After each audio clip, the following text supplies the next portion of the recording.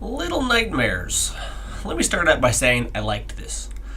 And now let me go into a bunch of reasons why you might want to not buy it.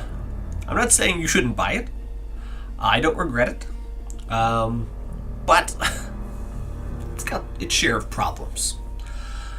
Of course, a lot of people are comparing this to last year's Inside, which was my game of the year, an amazing game, so I had, high expectations, and those were partially met. The essence is very similar to Inside. It's, you're moving basically on a 2D plane, left to right. It's a little 3D, but mostly 2D movement. But there is some problem, with it being somewhat 3D, is that there's a problem with depth. And that is a cause of a lot of the frustration and a lot of the deaths that you will experience in this game. Other than that, atmosphere is amazing, art is amazing, and those will probably be the main reasons you want to play this. It has a good sense of tension and horror, not in like a jump scare type of way, but one that I really enjoyed. Like the creature design, or if you want to call them creatures, really reminded me of a lot of old like 80s and 90s, like kind of weird, gross claymation work that kind of freaked me out as a kid. And considering this, it says Little Nightmares, and you're playing as a child, I think it fit really, really well. And now let me dive into the story a little bit. I won't name names, but there were certain people in the media and streamers and stuff last year that ripped Inside a new one for not having a clear enough story.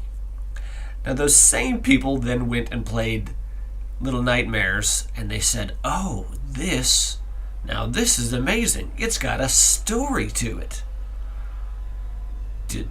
Does it?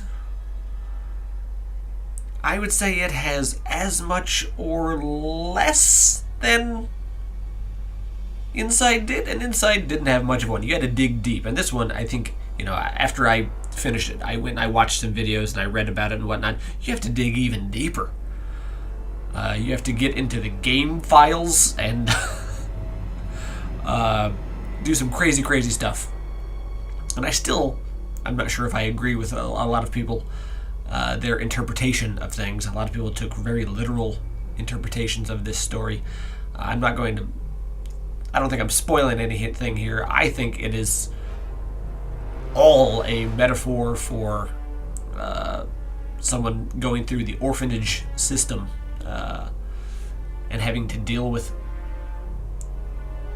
that life of being an orphan, living in an orphanage, looking on the outside and seeing adults and people with money as something else, but that's all very metaphorical and kind of a stretch.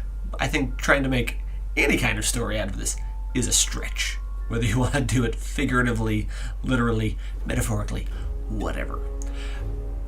So I think, if you do want to play this for its horror, suspense, atmosphere, go for it. I think if you're expecting something with an amazing story, or hell much of a story at all, you're not going to find it here. Another big comparison to Inside that I feel like I have to make here is that Inside had what I thought were amazing puzzles. And from that studio, it's not a surprise. This one doesn't even have puzzles. There's no challenge here. There's some trial and error, but there's no challenge. There are no puzzles. So, keep that in mind. So, bottom line, buy it or not? Does this give my recommendation? Well, if you want a short, atmospheric experience, get it. If you want something that's very gamey, if you want something with a story, don't. But I more and more often these days, and maybe it's because I'm getting older, I don't mind something that is not challenging, that is not super deep, not emotional. Those things are fine. I can have those experiences elsewhere.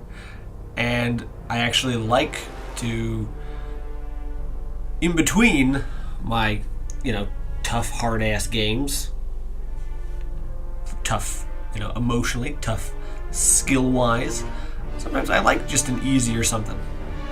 And that's what this is. It's an experience. I thought it was fun, it was interesting, dark. It is a dark-ass Spirited Away in a lot of ways. So if you just want an experience, sure. And hell, it's cheap. Cheap experience? Yeah, if that's what you're looking for, get it.